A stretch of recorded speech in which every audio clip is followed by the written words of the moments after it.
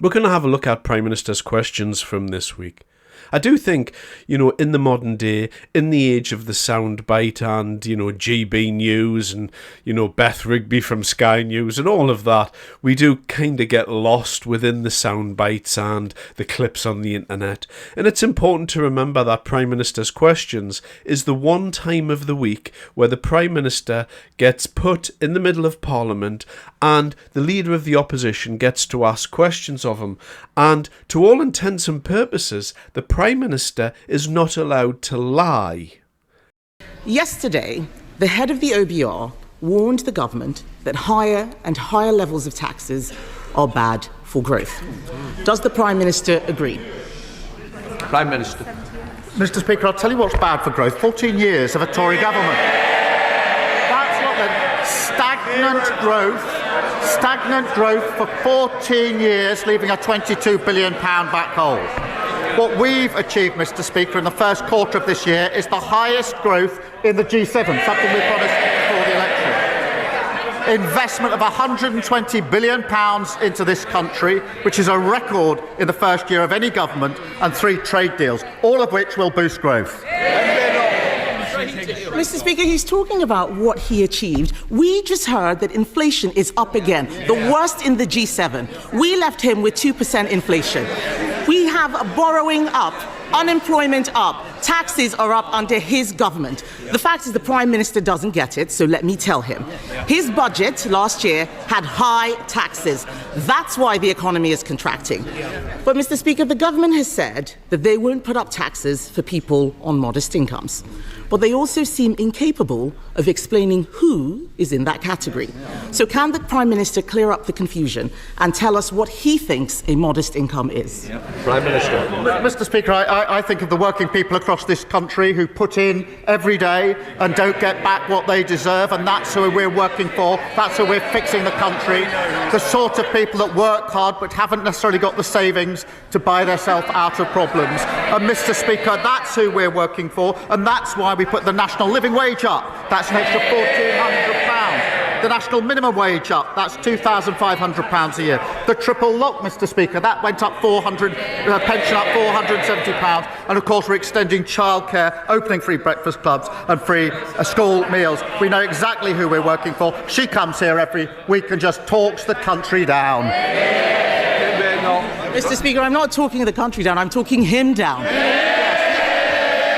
I asked him what a modest income was. He answered what a working person is. He doesn't know what a modest income is, and even on working people, they cannot define it. The Chief Secretary to the Treasury said that working people are people who don't get a payslip, but millions of self-employed people don't get a payslip. So are the self-employed next in line for a Labour tax rate? The self-employed were the very people who suffered under their watch, repeatedly suffered under their watch, particularly, if I remember, during COVID, when they didn't get the support that they needed. But she talks the country down, she cherry-picks. We have created, Mr. Speaker, since we've been in government, we've created 380,000 jobs, the employment rate is up, and inactivity is down, the complete opposite of what we inherited. I don't know where these 3,000 jobs are coming from. Unemployment has gone up every month under his government. And perhaps he should speak to farmers and small business people and find out what those working people think about his government. But, Mr. Speaker, that's not all. We know the Chancellor is launching a review into pension contributions. It's as clear as day why this is. It is because the government is considering taxing them. Does the Prime Minister agree with me that a tax on pension contributions is a tax on working people? Prime Minister. Mr. Speaker, we made absolutely clear manifesto commitments, which she asked me about last week and we're keeping to. I'm not going to write the budget months out from the budget. But, Mr. Speaker, I'm proud of the decisions that we took to invest in our NHS, to invest in our public services, all the decisions that they opposed. And it's no wonder that after a first year of a Labour government, business confidence is a 9-year high. That's longer than she's been in government. Mr. Speaker, 384,000. I'm not withdrawing, I'm going to repeat. Business confidence is at a 9-year high. Mr. Speaker, he says he's not going to write the budget, but his Chancellor is on the front of the Daily Mirror talking about what she's going to do on taxes. So why can't he do the same in the chamber? Yes. But I asked him about pension contributions. The truth is he doesn't want to talk about pension contributions. It's all right for the Prime Minister. He has his own special law to stop his personal pension from being taxed. But let's be honest, Mr. Speaker, this is really about choices. My party knows that there is an alternative to tax rises. It's cutting spending, something that they are too scared or perhaps too weak to do. We offered to work with him to reform welfare and make meaningful savings. But his refusal sent a signal, and now the cost of borrowing is rising. The budget is in November, that is months away, and the markets may not wait. What will the Prime Minister be doing over the summer to get a grip on the cost of borrowing? Prime Minister. Mr. Speaker, they left the most incredible mess in the economy, and now they think that they can lecture others. I think just last week, their chairman said that they've done the necessary apologising for the 14 years of failure. They've done the necessary. I didn't hear an apology for the lowest living standards in living history. I didn't hear an apology for the £22 billion black hole. I didn't hear an apology for the Liz Truss mini budget. So maybe she should like to stand up and make that apology now. Mr. Speaker, he's not doing... Yes. Mr. Speaker, he's not planning on doing anything this summer to fix the economy. The shadow of the last budget is hanging over the entire country. Just yesterday, only the Conservatives supported the two-child benefit cap because only the Conservatives believe in living within our means. Not Labour, not the Liberal Democrats, not Reform. But it's the end of term, Mr. Speaker, so why don't we go through his end-of-term scorecard? The economy is contracting. Inflation, highest in the G7. Unemployment, up every month under this government. Spending, out of control. Borrowing costs, more expensive than Greece. And this is just the first year, Mr. Speaker. The Labour Party should be ashamed of what it is doing to the country.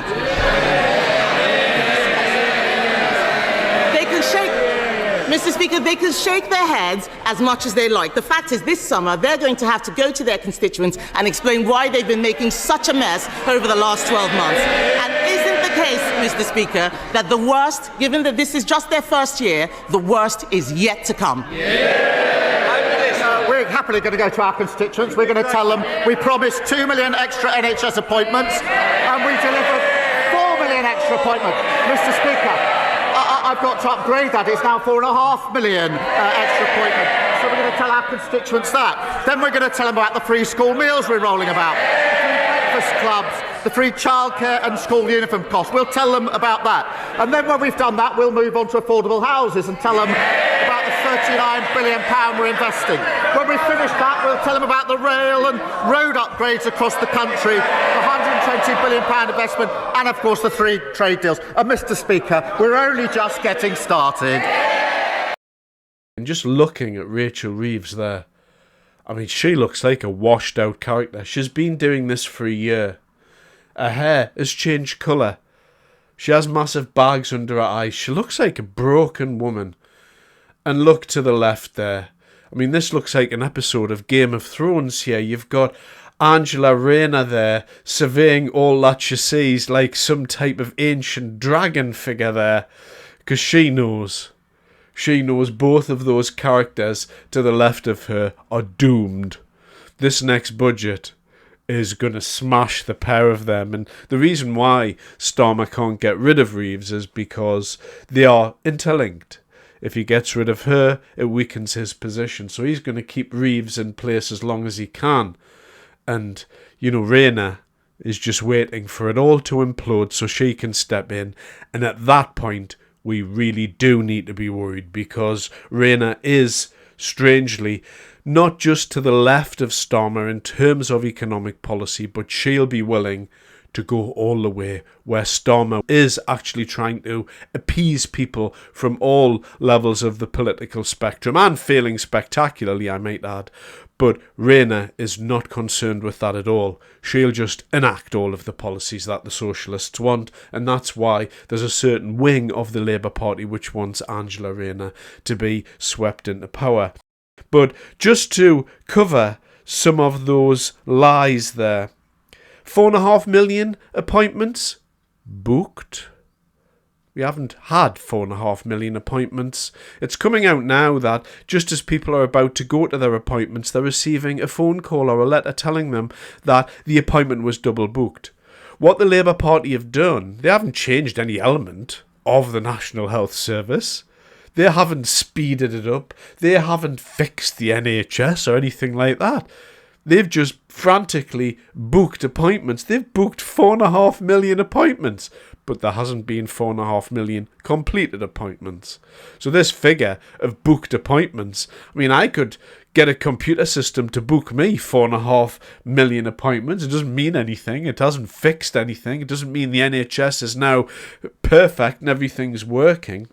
And then, of course, you get the list of free things. Well, we've got free school meals and free childcare and free breakfast clubs. There is no such thing as free. What he should have said is, the government is providing these things through your taxes. Affordable homes?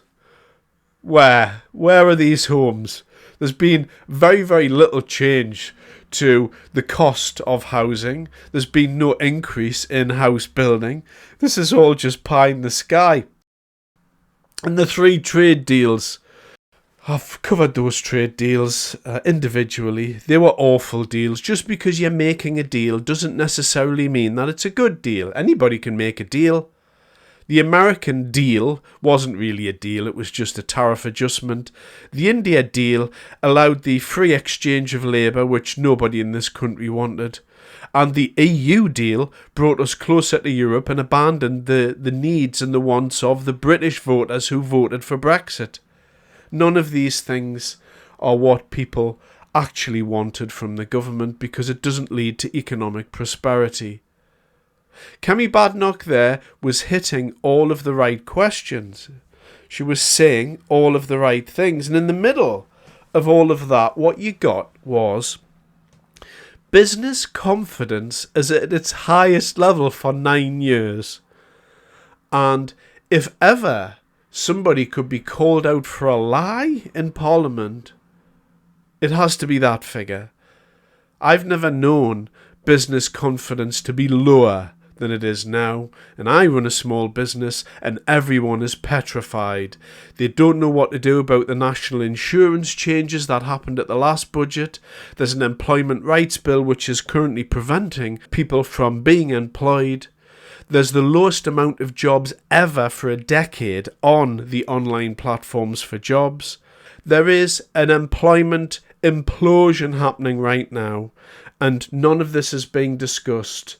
And the more that I watch this cretin here try and convince people that the country's doing well and they're fixing the foundations, the more I dislike the man, the more I hate this man, because what he's doing, he is destroying this country's economy. He's destroying how the rest of the world views us. He's giving away everything that this country has and made it great. And this next budget is going to lay bare exactly what these people have been doing. Everything is going wrong, and he is standing there just talking absolute and unadulterated rubbish, and he's being allowed to get away with it. And I think as well, this really shows that our parliamentary system is beyond broken. The leader of the opposition should be able to ask direct questions, and we should expect Kier Starmer to give us a direct answer back. But of course he's not going to do that because his party is failing in a spectacular fashion. Thanks very much for your time.